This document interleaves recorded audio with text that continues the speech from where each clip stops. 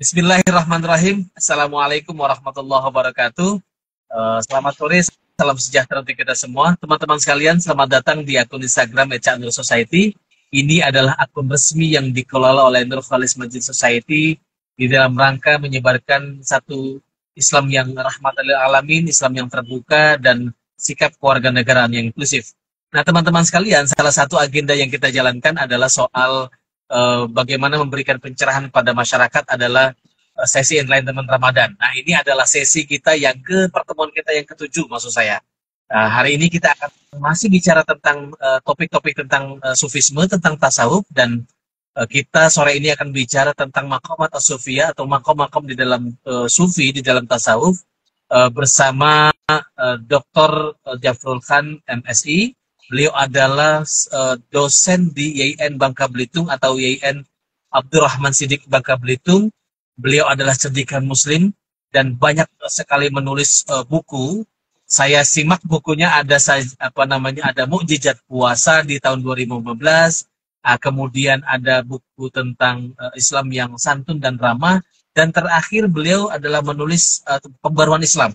Ini mewarnai kearifan pemikiran Cak Nur sang guru bangsa. Kami sudah terima bukunya Pak Jafrul Khan. Alhamdulillah ini betul-betul mewarnai khazanah keislaman tentang pemikiran Cak Nur. Nah, teman-teman sekalian, saya mohon maaf karena hari ini tidak biasa. Biasanya saya di kantor atau di rumah. Hari ini saya masih di jalan. Mohon maaf sekali ke rumah orang tua, Bapak. Aduh, ini nggak bisa ditolak kalau ini. Jadi mendadak siang saya harus berangkat ke rumah ibu, ke rumah bapak. Jadi mohon maaf sekali kalau ini kurang nyaman dan mudah-mudahan tidak ada kendala teknis. Teman-teman sekalian, topik kita pada hari ini adalah pada sore hari ini adalah soal maqamat as-sufiyah atau makom-makom dalam sufi, yaitu makom syariat, tarekat, dan hakikat. Ini adalah makom yang kami kira di dalam tasawuf adalah makom yang harus dilalui oleh para salik untuk mencapai wusul pada Allah Subhanahu wa taala. Nah, riyadhah apa saja atau laku spiritual model apa saja yang perlu dilakukan agar kita bisa sampai kepada keridhaan Allah Subhanahu wa taala? Kita akan bicara tentang topik ini, dan teman-teman, saya akan undang teman-teman untuk memberikan pertanyaan, memberikan komentar apa saja terkait tema ini yang akan nanti kita akan ulas setelah presentasi Pak Jafrul Khan. Silakan Pak Jafrul, kita punya waktu sekitar 20 menit pertama untuk membicarakan topik ini. Setelah itu kita akan bahas respon pertanyaan dan komentar dari teman-teman. Silakan Pak Jafrul. Baik, terima kasih Mas Roji.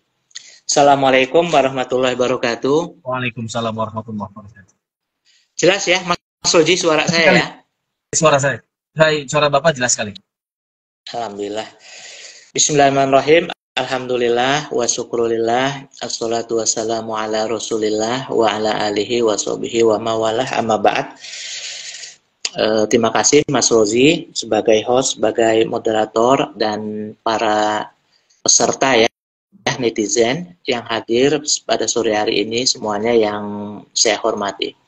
Baiklah, tema kita diusulkan oleh Mas Rozi ya, yang diberikan kepada saya, yaitu tentang syariat, tarekat, dan hakikat.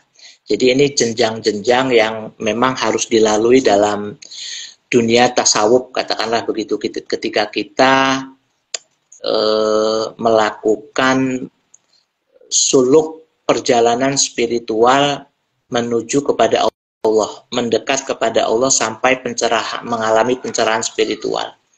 Nah, saya ingin membicarakan tentang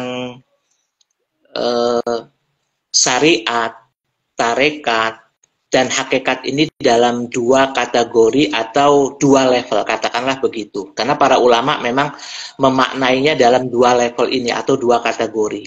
Yang pertama, katakanlah level awam ya, level awam. Para ulama menamakan level awam atau level umum. Artinya mungkin level seperti kita lah. Jadi begini, pertama syariat. Nah, pintu syariat atau langkah melalui syariat ini sebagai pintu masuk pertama. Jadi syariat ini artinya, jalan syariat ini artinya kita misalnya sebagai orang awam, katakan level umum ya, itu melakukan ibadah-ibadah madoh secara ritualistik seperti kriteria yang ditentukan dalam hukum-hukum fikih. Jadi ketika kita melaksanakan ibadah-ibadah ritualistik, misalnya sholat, puasa, zakat misalnya, atau haji dan lain-lain, ibadah madoh, kita melakukannya menurut kriteria standar fikih. Sholat rukun-rukunnya misalnya, syarat-syaratnya misalnya. Itu kita laksanakan seperti yang difatwakan, dinarasikan, sudah menjadi aturan dalam kaidah fikih. Itu kita laksanakan seperti itu gitu. Menurut rukunnya, syarat-syaratnya, misalnya kalau kita melakukan sholat atau puasa, itu kita laksanakan seperti itu. Nah, lalu setelah kita melaksanakan dalam tataran syariat, kita masuk ke tarekat. Nah, tarekat ini katakanlah seperti apa ya?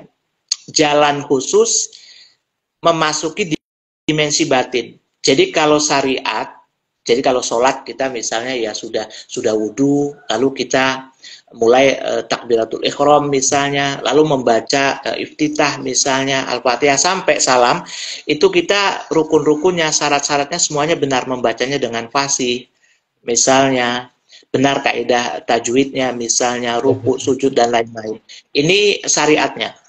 Lalu tarikatnya, suluknya, kalau tadi secara lahiriah, lalu tarikatnya itu kita menghayati makna batinnya, nah, gitu. Menghayati makna batinnya. Ini tarikatnya misalnya. Maka tarikat itu ya dalam istilah tasawuf disebut juga dengan suluknya ya. Jadi kita menghayati makna batin. Ini kita sedang membicarakan apa ya? Jalan syariat, tarekat, hakikat yang sifatnya awam, level pertama, kategori pertama. Nah, kita memaknai makna-makna batinnya. Jadi misalnya begini, kalau kita baca kitab-kitab ya, kitab-kitab tasawuf misalnya kayak Ihya yang populer sekali, itu sebetulnya kitab yang membicarakan level syariat sekaligus level tarekat. Untuk mencapai buah hakikat gitu. Jadi makanya di dalam Ihya itu kitabul ilmi, misalnya dimulai dengan kitabul ilmi ya, bab tentang ilmu misalnya, lalu nanti tentang qawaid, tentang sholat, di situ Imam Ghazali tentang zikir, tahap-tahapannya kitabul zikri misalnya. Itu Imam Ghazali membahas tentang secara makna-makna batinnya. Misalnya kayak bab kitabus sholat misalnya. Dalam sholat tuh saya beri contoh misalnya ketika kita membaca doa iftitah. Ini wajah tu wajhiya lilladzi fatarus samawati wal ard misalnya. Kata Imam Ghazali, coba kau bayangkan hatimu betul-betul menghadap kepada Allah enggak? Kata Imam Ghazali. Karena wajah di sini adalah wajah hati, bukan wajah zohir. Allah tidak melihat zohirmu tapi melihat hatimu. Sekarang hatimu sedang menghadap kepada Allah enggak? Dalam kehidupan ini engkau menghadapkan hidupmu lillahi ta'ala atau tidak. Kalau tidak, engkau munafik, engkau berbohong, engkau dusta. Malulah dengan hatimu, dengan dirimu. Jadi kita dibawa ke dimensi batin, penghayatan, baru doa iftitah saja kita sudah masuk dimensi batin yang sangat membuat kita itu apa ya, hati kita, perasaan kita itu diaduk-aduk gitu. Nah kalau kita bisa merasakan gitu, kata Imam Ghazali, nanti sholat kita itu ada dimensi pencerahan spiritualnya. Nah, di akhir juga saya beri contoh yang poin-poin aja. Misalnya ketika kita membaca tahiyat. Ketika kita membaca tahiyat, kata Imam Ghazali, misalnya ketika kita membaca salam kepada Rasulullah. Assalamualaikum ayuhan nabiyyu wa rahmatullahi wa barakatuh. Misalnya. Nah, kita mengucapkan salam sholawat semoga tercurahkan kepada engkau ya Nabi, maksudnya Rasulullah. Nah kata Imam Ghazali begini, wal yasduk amaluka fi annahu yabluhuhu. Yakinkan dalam benakmu sholawat salam yang engkau baca itu sampai kepada beliau, yabluhuhu, sampai kepada Nabi Muhammad. Dan hanya sampai wa yaruddu alaika ma huwa awfa minhu, kata Imam Ghazali. Tapi sholawat yang engkau baca itu dibalas oleh Rasulullah ma huwa awfa minhu. dengan solawat salam yang jauh lebih sempurna daripada yang kau baca.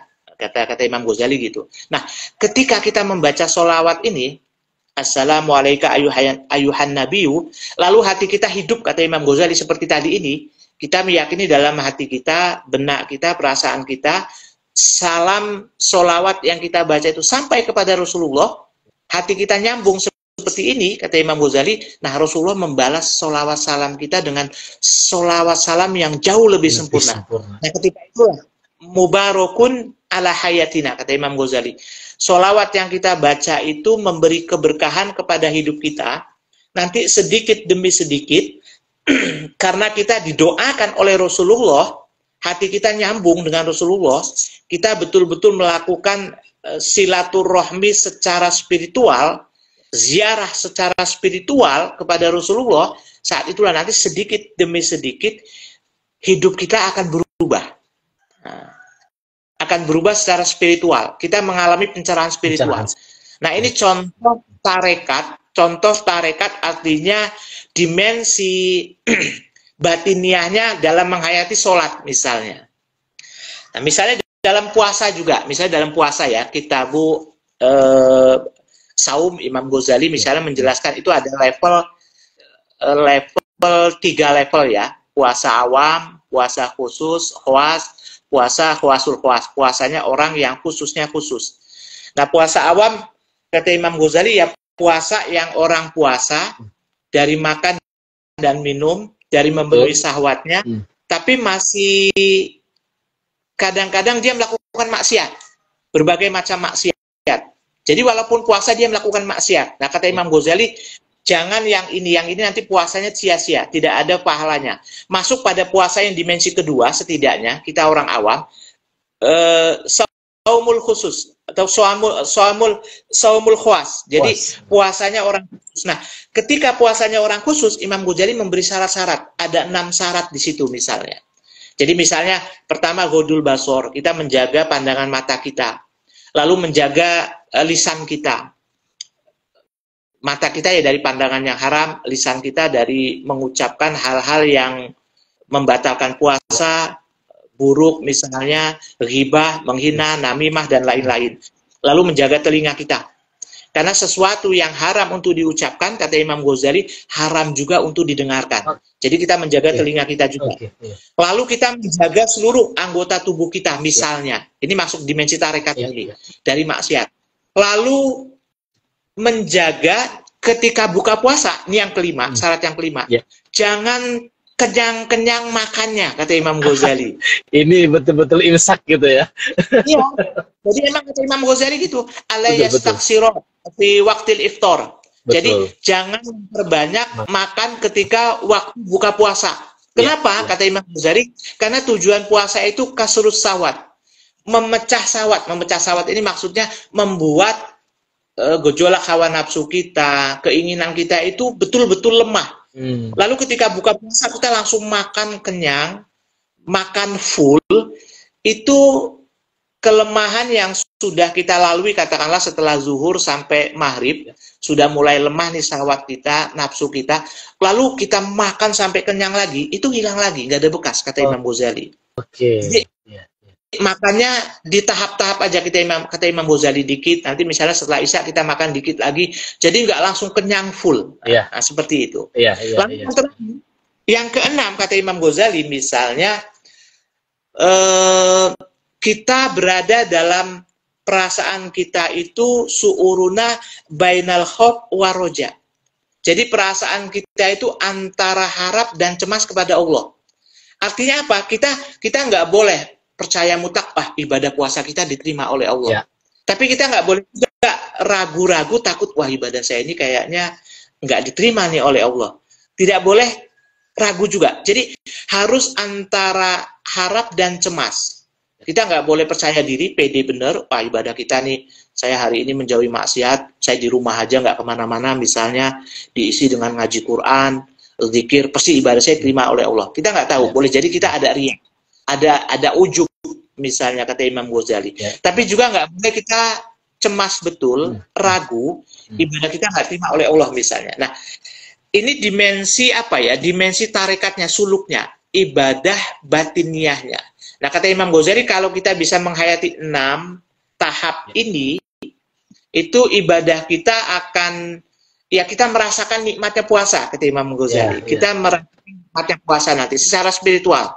Dalam sebulan, insya Allah kita akan menikmati nikmatnya puasa. Nah, nanti puncaknya, kalau semua ibadah-ibadah kita hayati dimensi batiniahnya, dimensi spiritualnya, atau dimensi tarekatnya seperti ini, kita akan mengalami hakikat. Nah, hakikat itu katakanlah pencerahan spiritual yang setiap orang nanti ya berbeda-beda waritnya ya. Waritnya dalam istilah tasawuf, karunia Allah kepada mereka itu beda-beda. Tapi secara umum, para ulama mengatakan kita mengalami pencerahan spiritual atau yang disebut tajali ya. Tajali itu hati kita mengalami satu karunia warid dari Allah, lalu kita bisa menyaksikan karunia-karunia berkah-berkah spiritual ketuhanan yang setiap orang berbeda-beda. Tapi ini level pertama, ini level awam. Jadi kita bisa mengalami seperti itu, tapi sulit ini Mas Roji ya. Maksud saya sulit kita sampai katakan dalam istilah tasawufnya itu inkisaf. Inkisaf itu atau tajali. Artinya basiroh kita dibukakan oleh Allah, lalu kita masuk ke alam malakut. Kita menyaksikan rahasia-rahasia alam malakut, kita menyaksikan rahasia-rahasia alam lahut, alam ketuhanan, dimensi-dimensi spiritual yang tidak terbayangkan itu dibukakan kepada kita itu sulit ya. Nah, ini karena kita hanya misalnya kita baca buku tasawuf atau kita ikut pengajian-pengajian tasawuf seperti itu. Ini jalur umum. Nah, level yang kedua kata para ulama, ini level yang khusus. Jadi ketika kita sudah melakukan ibadah madhoh misalnya menurut kaidah-kaidah fikih, hukum-hukum syariat, kita masuk tarekat betul. Tarekat yang memang tarekat betul, tarekat tasawuf. Katakanlah kita tarekat gitu ya, Pak Jafrul. Gimana, Mas? Institusi tarekat gitu ya maksudnya? Iya, kita masuk institusi tarekat. Misalnya katakanlah kita ikut tarekat Sadzaliyah, Qadiriyah, Naqsabandiyah, atau Maulawiyah, misal. Kenapa? Karena memang jalan tarekat ini, jalan pencerahan itu sulit sekali. Bahkan yang sudah ikut tarekat ini pun nanti dibimbing oleh mursyid ya, oleh mursyid. Lalu mengikuti tahap-tahap makomat. Nah, makomat inilah yang dalam istilah tasawuf atau dalam istilah tarekat, ini suluknya, tarekatnya. Jadi dimulai dengan misalnya taubat, misalnya nanti zuhud, waro, sabar, tawakal, nanti sampai makrifat, mahabbah, sampai musahadah misalnya. Ini aja, misalnya kita sudah masuk tarekat nih, kita sudah dibimbing oleh mursyid, itu untuk sampai pada level hakikat, artinya mengalami inkisab yang betul-betul tajali, terbukanya mata hati kita ini dalam istilah tasawuf ini nanti disebut basiroh. Kalau mata kepala basor penglihatan mata kepala secara jasmaniah, tapi kalau mata hati ini basiroh. Lalu kita mengalami hakikat pencerahan spiritual, tajali, inkisab, itu aja jarang sekali. Jadi ya tidak begitu banyak di antara murid ya, kalau dalam istilah tasawuf tarekat itu murid yang sudah masuk ke tarekat, sudah baiat misalnya ikut tarekat Naqsabandiyah, Sadziliyah misalnya atau Qadiriyah, itu tidak begitu banyak juga yang bisa sampai pada hakikat. Karena memang sekali lagi sesuatu yang sulit. Saya beri contoh gini, kayak di Tulungagung ya, saya pernah ya beberapa kali neliti di sana. Ada pondok peta namanya, sampai sekarang dari dulu guru-gurunya itu Syekh Mustaqim, lalu turun ke anaknya Syekh Abdul Jalil, lalu sekarang turun ke anaknya lagi Yai Aladin misalnya, Solahuddin, terkenal dengan panggilan Gus Aladin, Kiai Solahuddin. Itu di situ itu diberi fasilitas santri-santri yang mau ikut tarekat itu bisa tinggal di sana. Jadi uzlah di sana, lalu mengamalkan tarekat, wirid, kerjaan cuma wirid, zikir, sholat, ngaji, dan lain-lain lah begitu, mengamalkan tasawuf. Itu aja tidak semuanya mengalami hakikat. Sampai bertahun-tahun, sampai bertahun-tahun tinggal di situ. Jadi tinggal di situ, saya ketemu di situ aja ya, ketemu dengan santri-santrinya situ, natap wajahnya aja sudah, wah ya luar biasa ya, apa ya, menatap wajahnya itu kayak kita itu seperti ya natap orang-orang solih betul gitu ya. Gitu ya. Mereka kurus sekali, kurus-kurus sekali. Mereka kerjanya puasa aja, ya puasa asfa, ya robil misalnya, hijib bahri, hijib nasor, 40 hari, kadang-kadang 40 hari juga belum tentu berhasil, diulang lagi. Itu katakanlah misalnya ada di situ ada ya 60 atau 40 orang. Itu nanti dalam waktu misalnya ya ada yang 3 tahun, atau ada yang sampai 5 tahun misalnya. Itu yang mengalami inkisab nanti mapan ya, mungkin.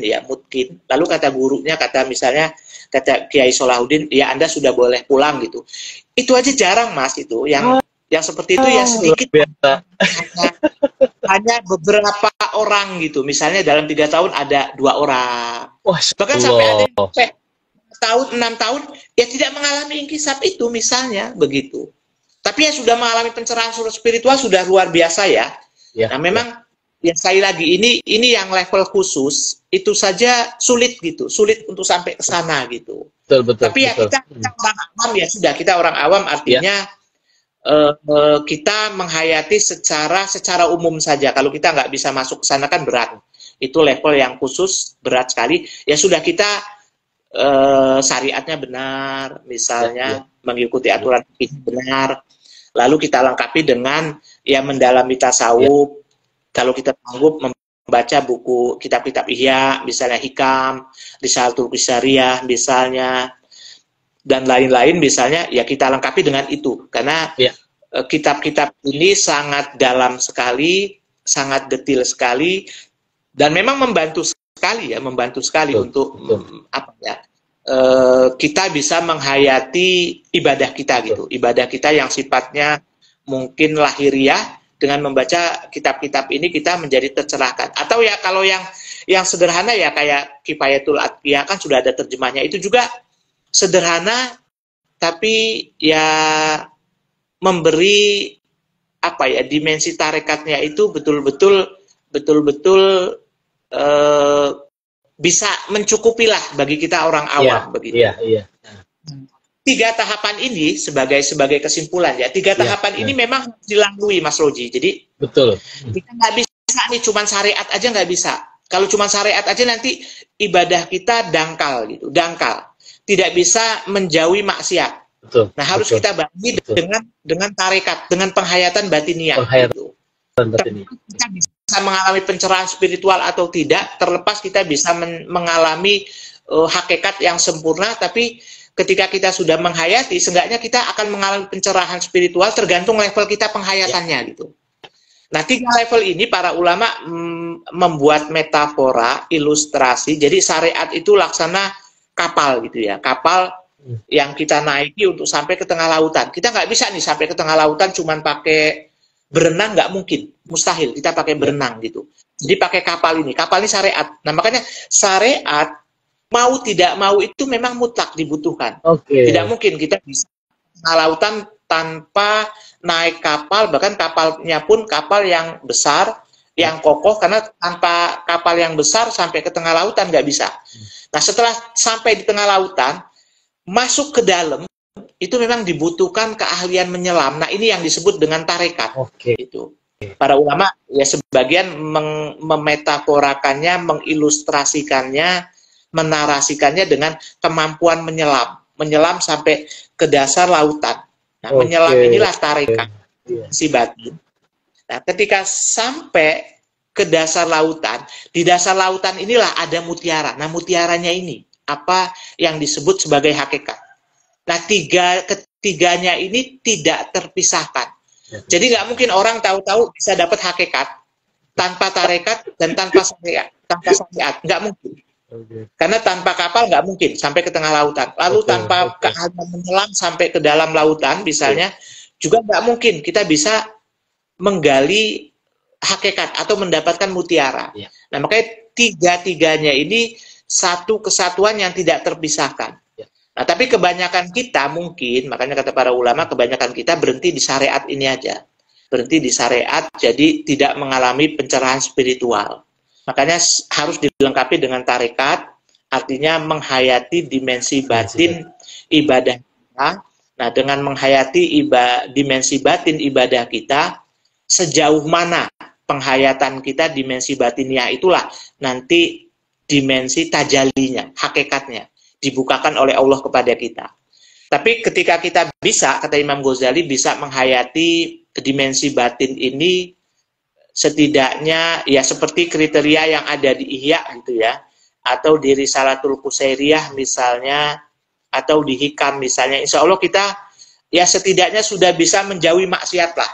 Bisa menjauhi maksiat, nanti ibadah kita juga sedikit banyak kita bisa merasakan ada kenikmatan spiritual begitu, ada kenikmatan spiritual dalam jiwa kita gitu.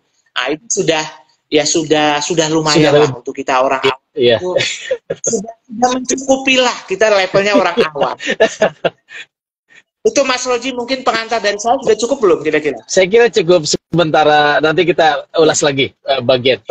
Baik, Jafrul Khan, ini terima kasih banyak. Ini pencerahan yang luar biasa. Saya kira teman-teman juga menjadi lebih jelas soal bagian-bagian yang tadi yang disebut sebagai syariat, tarekat dan makrifat dan hakikat maksud saya. Ini adalah satu tahapan-tahapan yang betul tadi tidak bisa terpisahkan satu sama lain, dan dia sifatnya hierarkis, artinya bersyariat dulu, kemudian bertarekat, baru kemudian berhakikat, mencapai level di hakikat. Nah, ini yang saya kira teman-teman, meskipun kita orang biasa, mungkin tadi disebut ada dua jalur. Jalur pertama tadi, jalur umum, ya udah kita benerin sholatnya, benerin ibadahnya, kita tambah-tambah dengan penghayatan spiritual. Nah, yang kedua, tadi ada jalur yang jalur khusus yang lewat dengan bertarekat, dengan institusi tarekat tadi. Jadi artinya pendalamannya lewat tarekat tadi, lewat mursyid, dibimbing oleh mursyid, yang itu mungkin ada kemungkinan bisa sampai pada satu level yang kita sebut sebagai pencerahan spiritual, tetapi itu memang satu level yang tidak mudah untuk didapatkan, karena saya dengarnya begini Pak Jafrul, pencerahan spiritual itu semacam berkah yang diberikan kepada orang yang dipilih, jadi tidak bisa kita ngoyo gitu ya, ngoyo mau, tapi kalau Allah nggak berkehendak, kira-kira itu nggak akan didapatkan pada seseorang. Apakah begitu atau bagaimana? Iya, ya betul Mas. Ya berkah dari Allah, tapi memang harus dijemput gitu Mas. Harus dijemput secara total begitu. Ya. Makanya itu dia kayak misalnya yang saya tahu kayak banyak sebetulnya di Termas juga ada, misalnya halakoh tasawuf itu ada. Tapi yang di Tulung Agung yang saya tahu, makanya mereka dibuat apa ya, pondok khusus, mereka uzlah total gitu loh Mas. Jadi memang tidak ketemu wanita nggak boleh, ketemu dunia luar nggak boleh, makannya juga dijaga betul Mas. Makanya mereka kurus betul Mas. Mohon maafnya gini, saya beri contoh. Kalau ngeludah ke tanah, ngeludah ke tanah, mereka buang ludah ke tanah, itu langsung hilang total, langsung keserap tanah. Kalau ludah kita kan ini maaf nih, ludah kita penuh minyak. Ludah kita, ludah air liur kita ini ngeludah ke tanah, nggak langsung keresep ke tanah. Ya Allah. Kalau mereka cuma berusaha ngeludah itu langsung resep ke tanah, hilang total. Karena memang sudah tidak ada lemaknya. Mereka tidak boleh makan yang enak-enak Mas. Makan telur nggak boleh, micin nggak boleh, makan ikan nggak boleh, makan daging nggak boleh. Makannya itu mutih. Jadi beras, nasi, sayur bening, sayur asem, tahu, tidak boleh yang enak-enak, dan makannya juga dikit. Jadi mereka kalau duduk, kayak saya ini duduk sila gini ya, mereka itu lambungnya itu nempel ke dengkulnya Mas, nempel ke lututnya, karena kurus betul. Jadi kalau zikir itu mereka itu lutut sama lambung perut itu nempel nyatu, dan bungkuk gitu, bungkuk saja. Jadi apa ya, saya sampai ke sana ngelihat mereka itu apa ya, cuman ngelihat mereka aja kita itu sudah kebawa ke alam kayak maunya ibadah aja gitu loh Mas. Jadi menyentuh sekali gitu. Jadi karunia Allah, karunia Allah, tapi memang harus dijemput secara maksimal Mas. Baik, harus dijemput secara maksimal, harus dengan zikir yang total, wirid yang total, ibadah yang total, suluk yang total begitu. Di bawah pengawasan mursyid begitu. Iya. Baik, ini ada pertanyaan pertama dari kawan kita. Apakah kalau seseorang itu sudah mencapai level tajalli, itu kita nggak perlu bersyariat lagi? Oh iya, oke. Enggak, Mas, pasti masih tetap banyak sekali ya. Bahkan ini yang misalnya terjemahnya pernah saya bedah bukunya. Ini di sini ada misalnya Imam Ghazali, Syekh Abdul Qadir Jailani dikutip ya. Imam Sazili itu mengatakan ketika orang sudah sampai pada hakikat, sudah mengalami inkisab, justru mereka ibadahnya lebih kencang lagi. Lebih kencang lagi. Nah, itu ibadahnya karena mereka nanti gini Mas, digambarkan oleh para ulama kayak di sini Said Bakri Sato ya. Said Bakri Sato menggambarkan orang yang sudah mengalami hakikat itu malah ya bayangkan Mas, kita sudah dibukakan alam malakut, sudah menemukan keindahan-keindahan yang sangat luar biasa. Jadi kejombangan Allah ya, keindahan Allah itu dimensinya sudah diperlihatkan kepada kita. Kita malah nggak tertarik dengan kehidupan duniawi, katakanlah begitu. Ibadah itu sekali, ibadah itu nikmat sekali.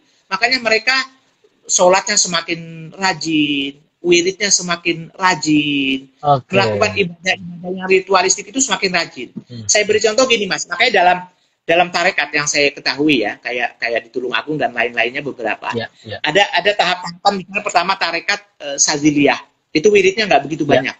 Lalu ada Qadiriyah, naik lagi, wiridnya agak banyak. Nah, yang agak tinggi itu tarekat Naksabandiyah, itu wiridnya banyak sekali. Habis sholat aja bisa sampai hampir 2 jam, minimal 1,5 jam wiritannya gitu. Apalagi malam wiritannya banyak. Nah, biasanya yang Naksabandiyah ini, tahap ketiga ini, itu orang-orang yang sudah agak sepuh lah, udah agak tua. Nah, biasanya juga orang-orang yang sudah inkisab Mas. Sudah inkisab, sudah tidak begitu sibuk lagi dengan kehidupan duniawi. Nah, mereka justru semakin apa, kata orang Jawanya itu mempeng ya, gesit betul, fokus betul ibadahnya, karena mereka sudah merasakan kenikmatan. Jadi ketika orang sudah mengalami tajalli, sudah mengalami inkisab, dibukakan alam malakut, alam lahut, justru semakin rajin ibadahnya. Tidak bisa meninggalkan syariat, misalnya, tidak bisa meninggalkan tarekat, tidak. Justru mereka semakin mempeng, semakin rajin ibadahnya, semakin semakin semangat mereka untuk beribadah. Jadi nggak bisa ditinggalkan syariatnya. Makanya di sini ada nanti kawan-kawan bisa misalnya kalau baca Kifayatul Atqiya yang terjemahnya ini, itu ada Imam Ghazali misalnya mengatakan tidak bisa ditinggalkan. Imam Syekh Abdul Qadir Jailani juga ada dikutip oleh Said Bakri Sato misalnya tidak boleh meninggalkan syariat. Bahkan di akhir itu ada Imam Suhrawardi Al-Maktul menjelaskan makom musahadah misalnya. Syekh Bakri Sato itu juga mengutip orang yang sudah mengalami musahadah itu ya yang inkisab, sama lah dengan bahasa yang berbeda. Ya musahadah sudah bisa beraudiensi langsung dengan Tuhan secara hakikat ya, secara basiroh. Itu justru tetap tidak meninggalkan syariat, tidak boleh meninggalkan fikih. Lalu dia tidak sholat, tidak baca Quran, tidak puasa di bulan Ramadan misalnya, tidak lagi melakukan, kalau dia belum haji tidak melakukan haji, tidak boleh. Tetap itu semua harus dijalankan, tapi ya levelnya sudah level luar biasa. Mereka melakukannya ya dengan penghayatan yang penghayatan musahadah atau hakikat itu dia. Nah itu Mas. Baik Pak Jafrul, saya ingin ada pertanyaan dari kawan kita Khairuddin 2003. Mungkin kebanyakan dari kita sudah mencapai level syariat saja. Apakah untuk memahami makna batin memerlukan rasionalitas atau beyond?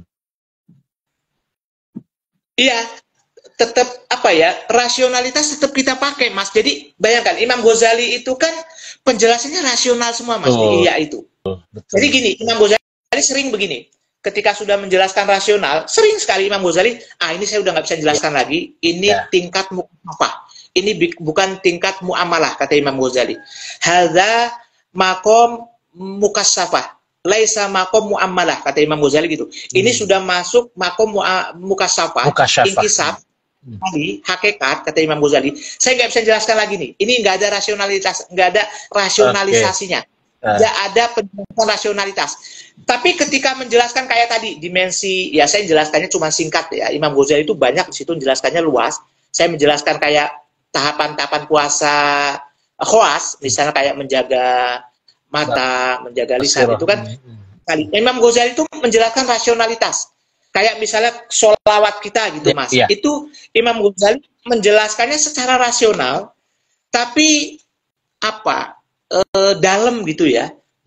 Dalam kita itu secara nalar itu nyambung gitu. Jadi ketika kita baca sholawat, hati kita hidup seperti tadi gitu. Kata Imam Ghazali, waliyasduk amaluka annahu yabluhu. Yakinkan dalam benakmu, dalam dirimu, dalam perasaanmu, sholawat yang kau baca itu sampai kepada Rasulullah, kata Imam Ghazali. Itu kan rasional. Betul. Ini kita bicara secara, kata Imam Ghazali, bicara secara ruhani.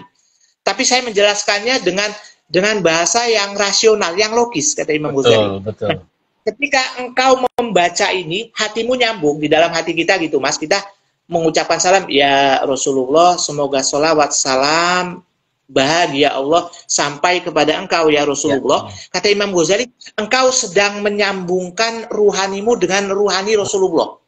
Engkau sedang melakukan ziarah spiritual.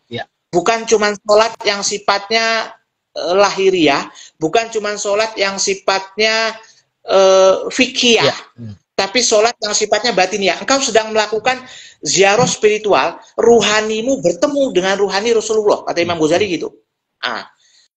Nah saat itu kata Imam Ghazali, wa yaruddu alaika ma huwa awfa minhu. Sholawat yang kau baca dibalas oleh Rasulullah.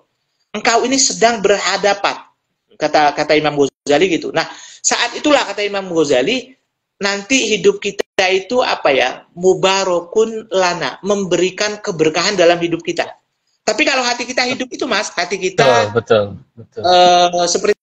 seperti saya katakan tadi, ketika kita membaca assalamu alayka ayyuhan nabiyyu wa rahmatullahi wa barakatuh, hati kita juga hidup Mas dengan artinya.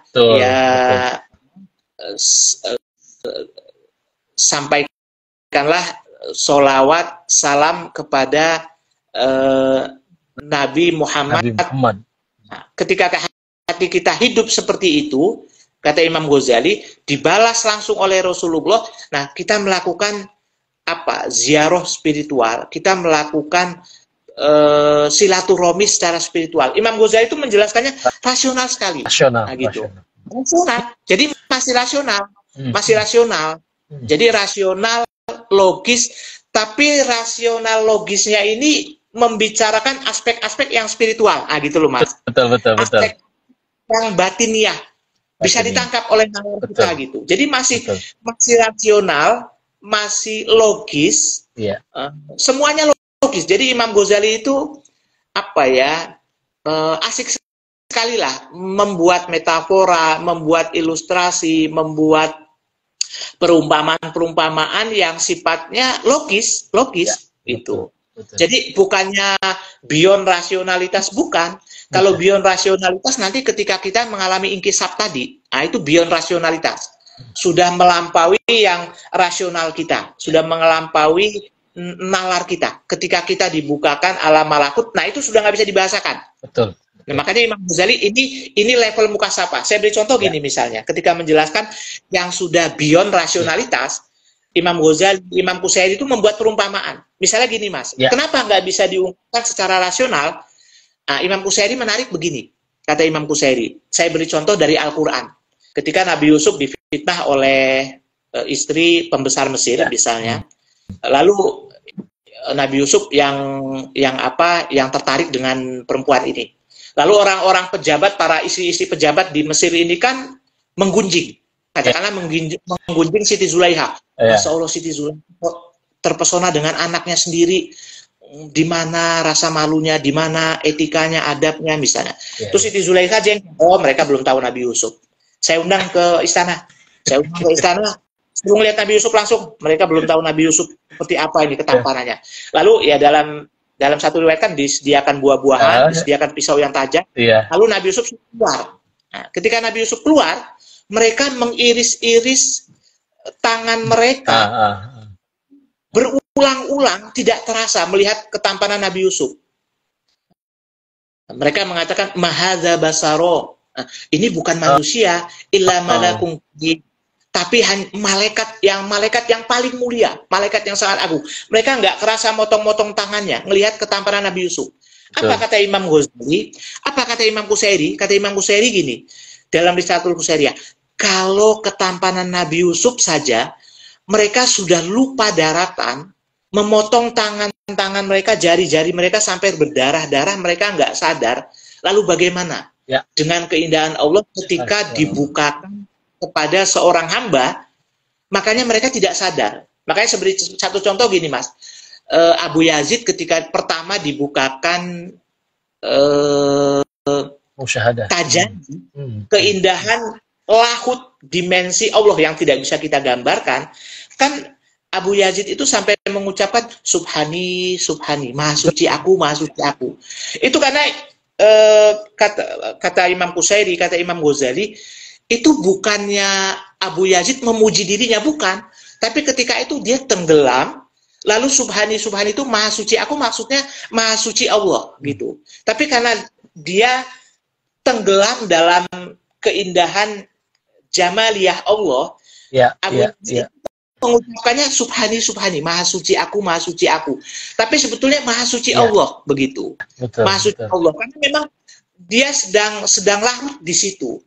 Ya kita nggak usah jauh-jauh lah, Mas. Kadang-kadang kan kita, kita kadang-kadang kan, misalnya pernah juga kita ngalami lagi jalan sama kawan, lalu melihat fenomena yang membuat kita larut. Lalu kita ditabuk sama kawan kita. Iya, betul. Ini loh, kita lupa. Terus ditabuk sama kawan kita. Ente ini, kamu ini kok saya ajak ngobrol lupa, saya lagi terpukau dengan misalnya pemandangan apa misalnya, atau melihat apa. Nah, apalagi ini rahasia ketuhanan, kata Imam Qusairi. Nah, makanya banyak orang yang ketika dibukakan alam malakut pertama kali, dia lupa daratan, dia hanyut dengan dimensi keindahan Allah, lalu dia tidak sadar sejenak gitu, Mas, tidak sadar sejenak, larut dengan keindahan itu gitu. Nah, itu dia yang yang para ulama mengatakan jazab ditarik di majdub, majdub ditarik dengan keindahan Allah, lalu dia untuk sebentar dia lupa daratan, lupa sekitarnya, seperti itu. Baik. Itu keindahan Allah hakikatnya. Baik, saya ingin ada beberapa pertanyaan lain. Saya mau masuk ke pertanyaan Zainal Arif. Apakah ada tanda-tanda eksternal dari level-level tasawuf ini, Ustadz? Tanda-tanda ya? Tanda-tanda eksternal dari level-level tasawuf tadi? Iya, ada semua. Jadi misalnya begini, katakanlah syariat. Kalau syariat ya kita masih mudah betul terjebak maksiat, Mas. Jadi katakanlah sholat iya, maksiat juga iya. Sholatnya juga mungkin masih mudah bolong-bolong gitu. Iya. Puasa juga puasanya mungkin ketika ada godaan kita mungkin masih bisa untuk putus puasanya misalnya gitu. Tidak di permukaan sekali gitu. Kita mudah sekali masih terjebak dengan maksiat misalnya begitu. Ini kalau levelnya masih level fikih ya. Jadi kata orang sekarang maksiat jalan, taat juga jalan gitu. Kalau levelnya level. Tapi kalau sudah bisa menghayati, nah menghayatinya juga ini level tarekat ya, sudah bisa menghayati, kita bisa menikmati dimensi spiritual. Nanti kita sudah bisa mulai sedikit banyak kita bisa menjauhi maksiat. Betul. Sedikit banyak maksiat kita semakin terjauhi. Saya beri contoh juga gini misalnya. Imam Ghazali juga dalam Ihya misalnya ketika menjelaskan zikir la ilaha illallah misalnya. Nah, dalam kitab Tauhid menjelaskan makna tauhid misalnya. Ini juga dibahas oleh dalam kitab Ummul Barohen, Sarah Ummul Barohen Imam Sanusi misalnya. Misalnya gini, Mas, kita membaca kalimat la ilaha illallah misalnya. Kalau level awal fikih ya sudah kita membaca la ilaha illallah, hati kita tahu maknanya tiada Tuhan selain Allah. Itu level awal. Ini tidak berpengaruh pada kita. Ya kita dapat pahala, tapi tidak pengaruh secara dimensi sufistik, dimensi spiritual. Hakikat.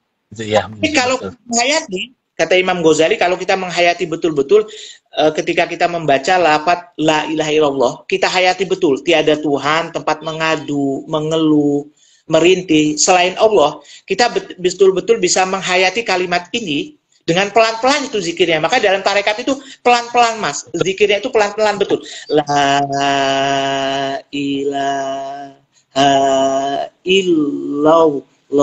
Itu kita hayati betul pelan-pelan agak cepat agak cepat. Kalau tarekat ya, agak cepat sampai misalnya hitungan 100 lah atau hitungan sampai 1000 misalnya. Itu kita hayatin, itu nanti pelan-pelan, kata Imam Ghazali, kata Imam Sanusi, kita memberi berkah kepada kita akan semakin jauh dari maksiat, Mas. Kita akan oleh Allah dari maksiat, dijaga dari maksiat kecil, besar. Nah, nanti menariknya, kata Imam Ghazali, kata Imam Sanusi, itu bukan hanya kita, Mas. Kalau kita suami, misal, nanti istri kita terpengaruh juga. Istri kita akan dijauhi maksiatnya juga. Memberi berkah itu kalimat tauhid. Hanya kalimat tauhid, kalimat la ilaha illallah itu banyak namanya. Salah satu namanya disebut kalimatul berkah, kalimatul barokah. Kalimat yang bisa memberi berkah. Berkah kepada dirinya. Nanti suami dijauhin maksiatnya. Nanti kalau dia sudah, katakanlah sudah agak sempurna zikirnya, memberi berkah kepada istrinya. Istrinya juga akan dijauhin maksiat oleh Allah. Nanti memberi berkah kepada anak-anaknya. Nah, nanti kalau sudah semakin sempurna zikir la ilaha illallahnya, memberi berkah kepada tetangga-tetangganya itu, Mas. Tetangga-tetangganya. Makanya kalau di Jawa, kiai-kiai sufistik itu kan santrinya jadi soleh-soleh, lalu masyarakat kelilingnya juga menjadi soleh-soleh, lalu semakin meluas, pengaruhnya jadi besar. Bukan hanya satu kecamatan, tapi ya orang dari seluruh Indonesia sowan ke dia, orang dari mancanegara sowan ke dia. Itu nah, kata Imam Sanusi, kata Imam Ghazali, Nabi Muhammad itu zikir la ilaha illallahnya paling sempurna. Nah, karena paling sempurna, beliau memberi keberkahan yang paling besar. Nah, gitu ya. Jadi ada tandanya ketika orang sudah, ya kalau level syariat ya seperti itu, misalnya dia masih terpengaruh maksiat. Nanti kalau udah level tarekat, dia menghayatinya secara utuh. Nah, sejauh mana penghayatannya, nanti sejauh itu juga. Misalnya tandanya itu dia. Jadi semakin rajin taat dan semakin dijauhkan dari maksiat. Bukan hanya maksiat lahiriah ya, tapi nanti juga maksiat batiniah. Dia dibebaskan dari riya, ujub, hubud dunya, misalnya, dan lain-lain. Nah, nanti puncaknya ya mencapai hakikat ya. Kalau udah mencapai hakikat, tandanya ya kayak kalau ke kiai yang sudah sampai hakikat, mursyid itu sedikit kalimatnya aja ya membuat kita sadar gitu, membuat kita sadar, mempengaruhi kita gitu kan. Nah, itu dia salah satu sebagian tanda-tandanya lah, Mas, tanda-tandanya. Baik Pak Jafrul, ini saya mau ada beberapa pertanyaan masih tentang tentang topik ini. Ustadz Jafrul, bagaimana memahami dan memaknai wirid atau pujian-pujian sebagai media kita untuk menghayati makna batin tadi? Saya terkadang lebih mudah tersentuh perasaan batin saya melihat peristiwa-peristiwa. Iya, jadi gini, Mas. Kalau wirid ya, misalnya wirid yang saya mau ambil khusus, wirid yang wirid dari tarekat. Nah, kalau wirid dari tarekat, ini nggak sembarangan, Mas. Jadi katakan begini, ada wirid dari, kita masuk tarekat, misal ya. Kita masuk tarekat Sadiliyah, atau Qadiriyah misalnya, atau Naksabandiyah. Lalu ada wirid khusus, itu mursyid yang ngasih. Level kita masih level apa nih? Dikasih wirid ini puasa 3 hari selama 7 minggu misalnya. Selasa, Rabu, Kamis. Nanti minggu depan Selasa, Rabu, Kamis lagi. Ada yang wiridnya ada wirid khusus lagi puasa cuman 7 hari, ada yang 40 hari, ada 41 hari. Itu memang memberi pengaruhnya luar biasa, Mas. Saya mengatakan begini ya, saya sedikit menjalani begitu ya. Saya sedikit menjalani wirid juga. Itu memang pengaruhnya luar biasa, Mas. Kita aja tidak boleh makan yang enak-enak gitu ya. Itu pengaruh spiritualnya itu sudah luar biasa betul. Kita puasa dengan wirid itu, lalu malam kita harus wirid lagi, bangun tengah malam misalnya di atas jam 12 sampai jam 4 misalnya, melakukan wirid itu, misalnya sambil sahur. Itu Beda sekali Mas, beda sekali. Yang saya katakan memang kalau jalur awam kayak kita, cuman tidak lewat tarekat, itu ya mungkin ya bisa mengalami pencerahan spiritual, tapi ya sederhana ya, tidak sampai inkisar, tidak. Tapi kalau ikut tarekat, wirid itu sangat luar biasa. Nah, jadi kalau kata Mas Roji tadi, kalau saya lebih terpengaruh dengan pencerahan spiritualnya dengan menyaksikan fenomena-fenomena kehidupan yang real, yang nyata. Ya mungkin ada orang yang beda-beda gitu. Tapi misalnya kalau Mas Roji menyaksikan seperti itu, memberi pencerahan, apalagi dibarengi dengan wirid-wirid tarekat. Iya. Sekali lengkap gitu. Jadi wirid itu beda. Karena begini ya, dalam tasawuf, dalam tarekat, seorang mursyid jadi mursyid itu nggak sembarangan. Betul. Jadi ada istilahnya nyambung ke Rasulullah. Nanti ada lewat Sayyidina Ali puncaknya, ada Sayyidina Abu Bakar misalnya, ada Sayyidina Utsman misalnya, dan lain-lain. Lewat para sahabat misalnya, ada lewat Uwais Al-Qarni misalnya. Itu nggak sembarangan.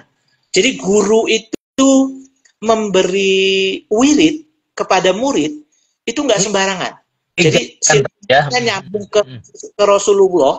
Di situ ada berkah, Mas, ada berkah. Jadi ketika kita ikut tarekat, ikut baiat, itu sudah masuk pintu pertama yang beda sekali dengan kita cara jalan awam. Apalagi nanti kita jalan wirid-wirid itu. Wirid-wirid itu ya luar biasa sekali. Sulit untuk menjelaskan bagi orang yang belum mengalami itu ya, belum punya pengalaman itu, sulit sekali. Makanya banyak kawan-kawan saya juga, Mas, misalnya dulu di pesantren, mereka nggak mau ikut tarekat. Lalu kata kiainya, udah masuk tarekat, nggak mau misalnya. Tapi ketika sudah mau boyong pondok, kayaknya kok masih nggak puas juga, nggak ngalami pencerahan spiritual misalnya. Lalu ikut tarekat. Ketika ikut tarekat, mereka terkaget-kaget gitu. Beda betul ya memang, kata mereka. Baru puasa pertama aja misalnya, baru 3 hari ikut wiridnya, sudah baiat, itu mengalami sesuatu yang tidak ditemukan selama ini bertahun-tahun gitu. Hari misalnya gitu. Nah, wirid itu memang beda gitu. Iya, apalagi di bawah bimbingan seorang mursyid ya, saya kira tentu akan apa ya, jalannya akan lebih pas kira-kira gitu ya, ketimbang kita secara mandiri begitu Pak Jafrul. Bagaimanapun juga yang dilakukan adalah bagaimana yang tadi level syariat tadi itu bisa ditambah dengan dimensi-dimensi, memperdalam dimensi batin, kira-kira itu akan menjadi lebih lengkap itunya ya, perjalanannya. Nah, baik, saya ada pertanyaan terakhir ini dari tawan kita, Taufik Hidayat NAD. Bagaimana Pak Jafrul di zaman yang segalanya perlu diupdate online, di zaman yang perlu diupdate online segalanya, sampai ke ibadah pun sambil selfie. Bagaimana kita bisa terhindar dari hal-hal ini dan menuju tingkat yang lebih tinggi? Iya, memang berat ya, memang sulit ya. Zaman sekarang sulit. Makanya, tapi begini, saya ingin menekankan begini. Orang-orang seperti itu masih ada. Ya kalau nggak percaya, Anda berkunjung aja ke mana? Ke Suryalaya. Ke Tulung Agung yang saya katakan itu, atau Anda bisa ke Ringin Agung juga. Saya pernah mondok situ, sampai sekarang masih ada amalan-amalan tarikatnya. Itu memang dibentuk sekali khusus tempat yang sifatnya uzlah.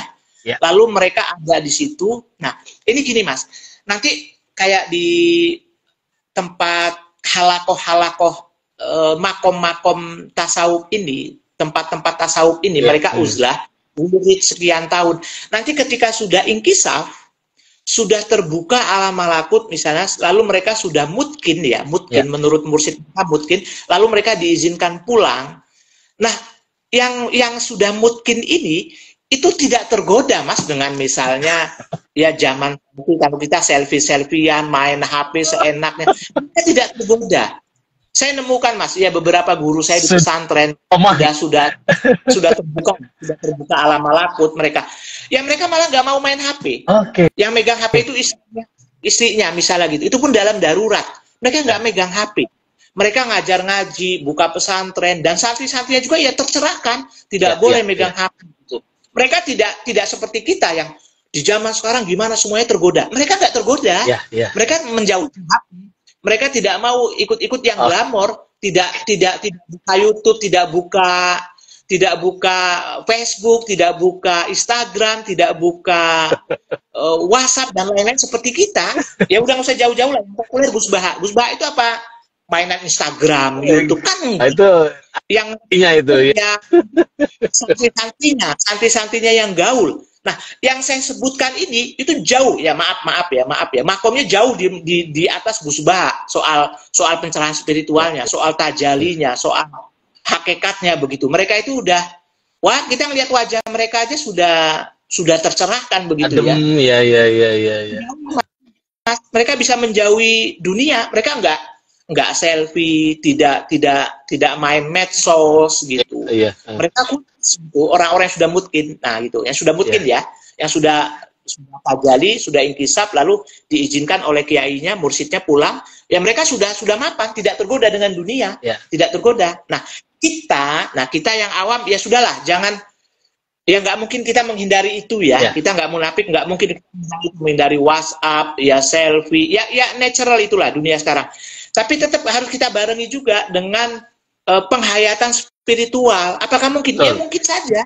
Ya tergantung kita gimana kita attachment ya. Kita jangan terlalu melekat kepada